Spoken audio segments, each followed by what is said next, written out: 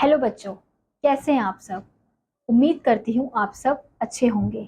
मैं आपकी हिंदी की अध्यापिका अंजना।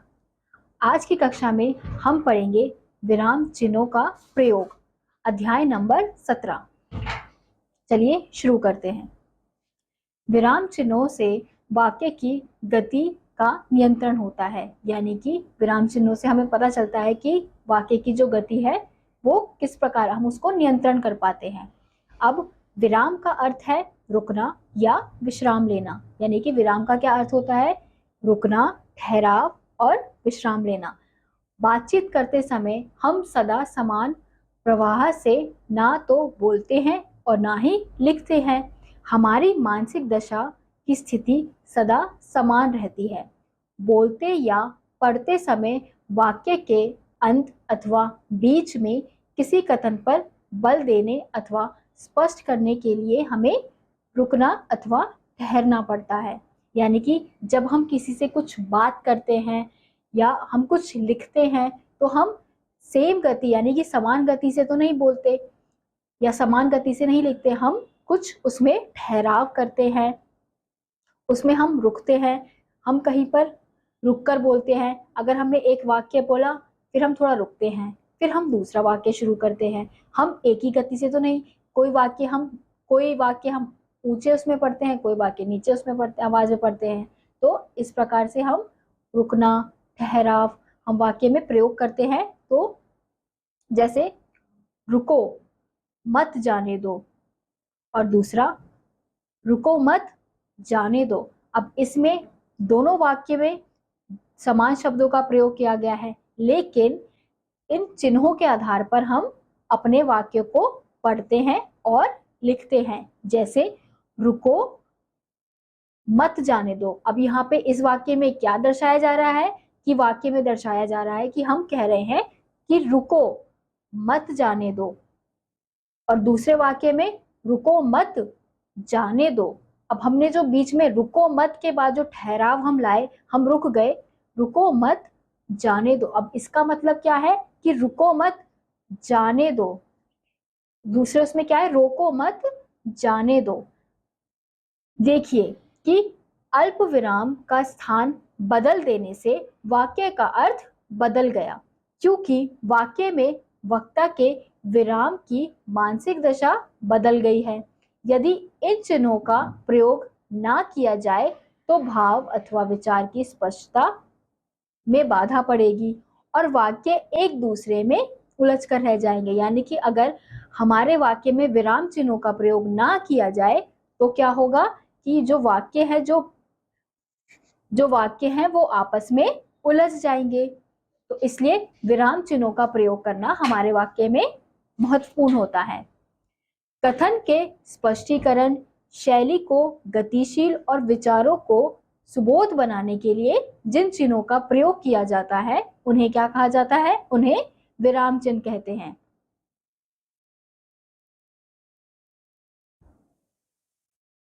हिंदी में निम्नलिखित चिन्हों का विराम चिन्हों के रूप में प्रयोग किया जाता है। अब देखते हैं निम्नलिखित विराम चिन्ह कौन कौन से होते हैं।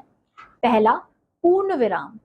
यह सामान्य रूप से किसी कथन के पूर्ण होने पर अप्रत्यक्ष प्रश्नों के अंत में तथा कविता के छंद के चरण में अंत में आता है। जैसे उसने मुझसे पूछा कि मैं कहाँ रहता हूं। सभी को सत्य का पालन करना चाहिए। पहला। दूसरा, उसने मुझसे पूछा कि मैं कहाँ रहता हूं। तीसरा, परहित सरिस धर्म नहीं भाई, पर पीड़ा सम नहीं अधमाई। तो यहाँ पे किस चिन्ह का प्रयोग किया गया है? पूर्ण विराम का। जब कोई वाक्य पूर्ण हो रहा होता है, पूरा हो रहा होता है, तो हम किसका प्रयोग करते हैं? पूर्ण विराम चिन्ह का प्रयोग करते हैं। अल्प विराम। अब अल्प विराम का अर्थ है थोड़ी देर के लिए रुकना या ठहरना।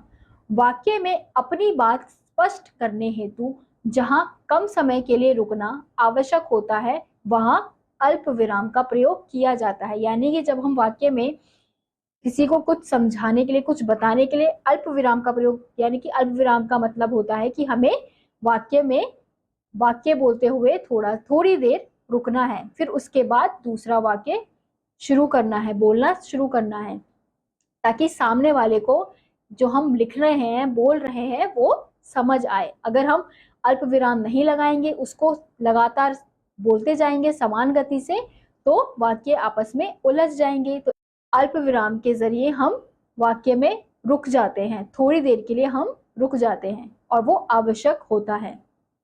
जैसे जो कुछ होगा देखा जाएगा। मेरा भाई जो एक इंजीनियर है जापान में रहता है। अब अगर हम अल्प विराम ना लगाएं तो ये वाक्य आपस में उलझ जाएंगे। अब जैसे मेरा भाई जो इंजीनियर है जापान में रहता है, इस तरीके से अगर हम बोलेंगे तो जो हम बातें लिख रहे हैं, बोल रहे हैं, वो नहीं समझ आएंगी। अब ऐसे ही अगर हम रुक कर थोड़ी देर, थोड़ा रुक कर जहां जहां अल्प विराम लगा है वहां वहां वाक्य बोलकर हम अगर रुक जाते हैं तो हमें समझ आएगा, सुनने वाले को भी हमारी बात समझ आएगी, लिखने वाले को जो हमारी बातें लिख पढ़ रहा है उसे समझ आएगी। जैसे मेरा भाई जो इंजीनियर है जापान में रहता है, इस तरीके से अगर हम बोले तो हमें अच्छे से समझ आया। ऐसे ही वह परिश्रमी, ईमानदारी और स्वस्थ है। जगत ने कहा यहां से चले जाओ नहीं तो पकड़े जाओगे। इस प्रकार से अल्प विराम का प्रयोग किया जाता है। अब हम देखेंगे अर्धविराम। जहां अल्प विराम की अपेक्षा कम रुकना होता है वहां अर्धविराम लगाया जाता है। जैसे सूर्योदय हो गया है, पक्षी चहचहाने लगे, पवन भी मंद गति से चल पड़ा। यानी कि अल्प विराम में हम कम रुकते हैं, लेकिन उसकी अपेक्षा उससे भी कम जहां पे हम रुक रहे हैं उसको क्या कहते हैं? उसको कहते हैं अर्धविराम। चौथा हम देखेंगे प्रश्न सूचक चिन्ह।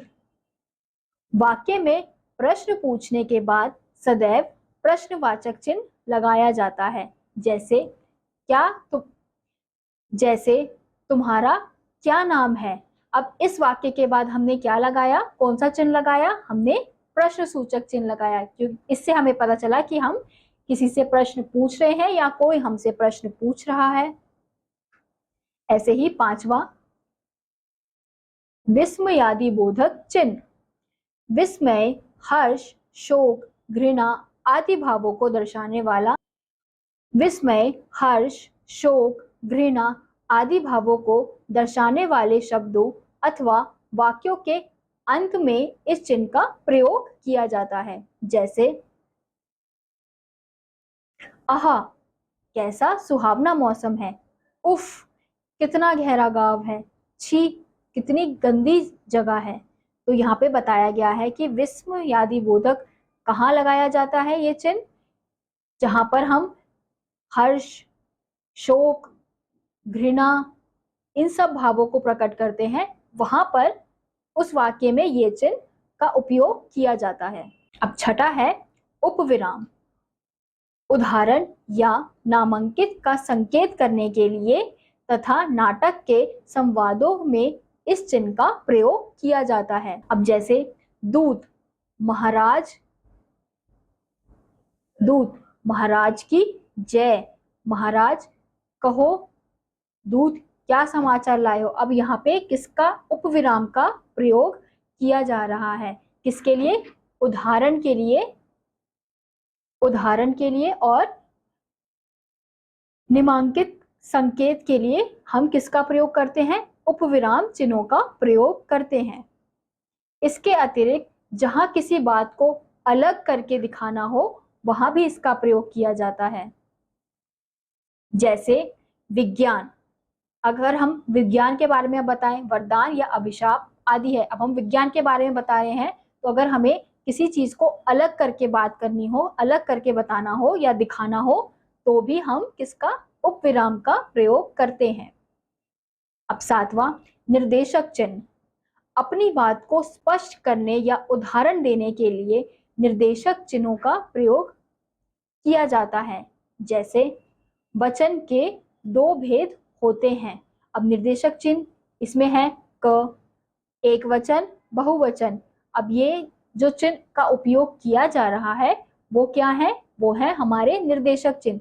जहाँ उपविराम का प्रयोग होता है वहां भी निर्देशक चिन्ह का प्रयोग किया जाता है। इसके अतिरिक्त किसी कथन का उद्देश्य प्रकट करने के लिए या अगली पंक्ति में किसी निर्देश के लिए भी निर्देशक चिन्ह का प्रयोग किया जाता है। जैसे स्वतंत्रता मेरा जन्मसिद्ध अधिकार है।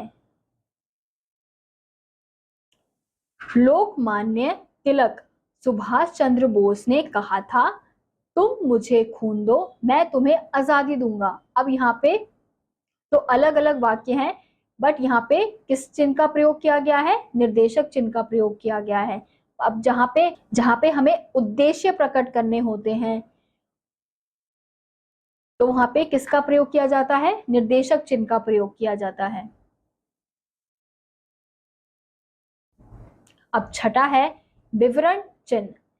किसी बात को ब्यौरेवार बताने के लिए विवरण चिन्ह का प्रयोग किया जाता है। जैसे वचन के दो भेद हैं, एक वचन, बहुवचन।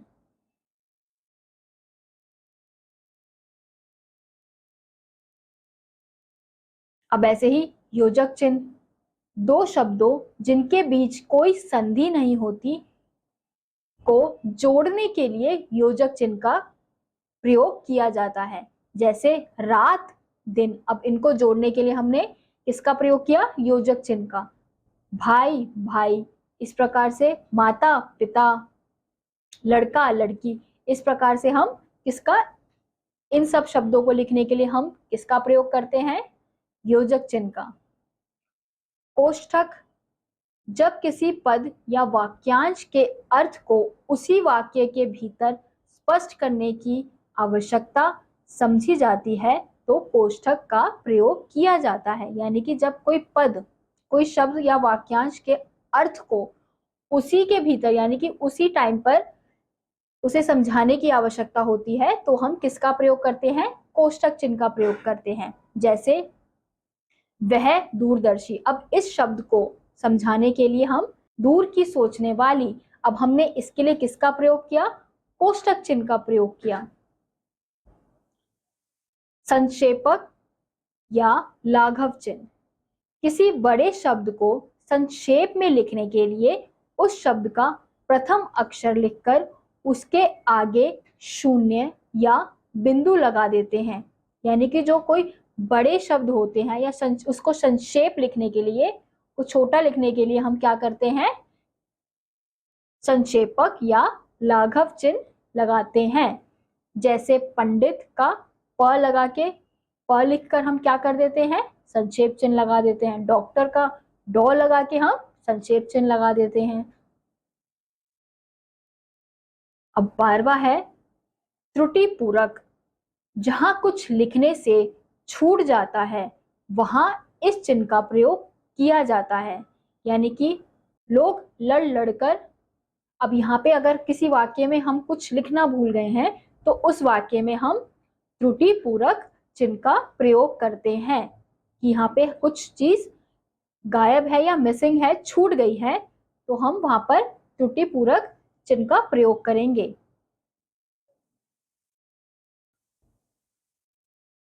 अब ऐसे ही 13वां है उदाहरण चिन्ह। वक्ता अथवा लेखक की बात को ज्यों का त्यों बताने के लिए इस चिन्ह का प्रयोग किया जाता है। यानी कि जो बात जैसी है वैसी बताने के लिए हम क्या करते हैं? उदाहरण चिन्ह का प्रयोग करते हैं। उस किसी वाक्य का उदाहरण देने के लिए हम क्या करते हैं? उदाहरण चिन्ह का प्रयोग करते हैं। शास्त्री जी ने कहा था, जय जवान जय किसान। तो हमने किस चिन्ह का प्रयोग किया इन वाक्यों में? उदाहरण चिन्ह का। नेताजी का आह्वान था, तुम मुझे खून दो मैं तुम्हें आजादी दूंगा। इसमें भी किसका, कौन से चिन्ह का प्रयोग हुआ? उदाहरण चिन्ह का।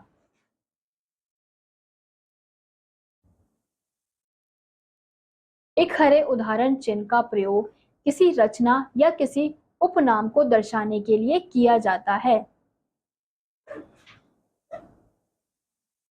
जैसे हरिवंश राय बच्चन की मधुशाला को कौन नहीं जानता।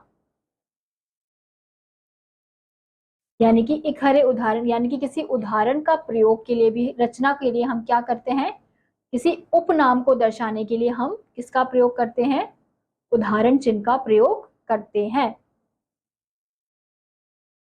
तो आज हमने देखा विराम का अर्थ है ठहराव या रुकना। वाक्य के बीच अथवा अंत में अपनी बात को स्पष्ट करने हेतु कहीं कहीं रुकने की आवश्यकता होती है। इस हेतु जिन चिन्हों का प्रयोग किया जाता है उन्हें हम क्या कहते हैं, उन्हें हम विराम चिन्ह कहते हैं। तो इसी के साथ ये पाठ यहीं समाप्त होता है। उम्मीद करती हूँ आपको ये पाठ समझ आया होगा। मैं आपसे मिलूंगी अगली वीडियो में, तब तक के लिए नमस्कार।